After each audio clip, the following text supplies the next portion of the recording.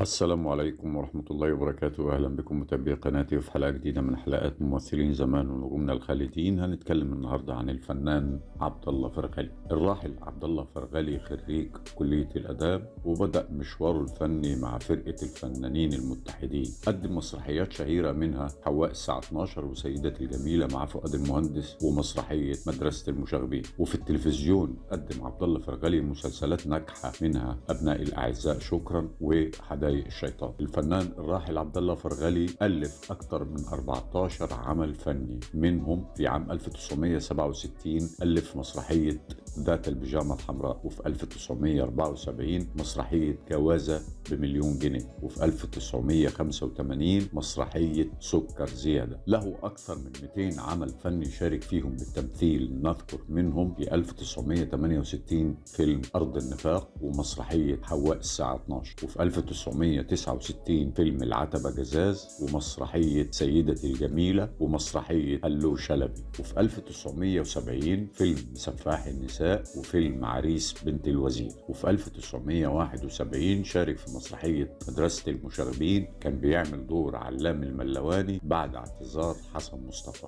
وفي 1974 اشتغل في فيلم الفاتنة والصعلوك، وفي 1977 فيلم أنكل زيزو حبيبي، وفي 1979 شارك في مسرحية إنها حقا عائلة محترمة، كان بيقدم شخصية بسيوني أبو الليل، وفي 1984 شارك في فيلم احترس من الخط. وله أيضا من الأعمال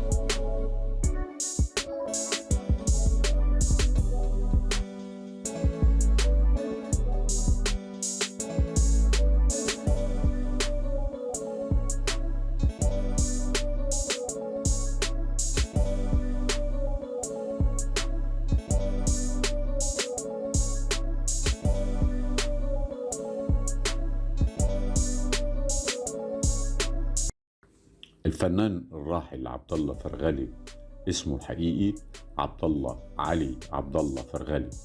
تاريخ ميلاده كان 3 مارس عام 1928، وتوفي في 18 مايو عام 2010 عن عمر 82 عام.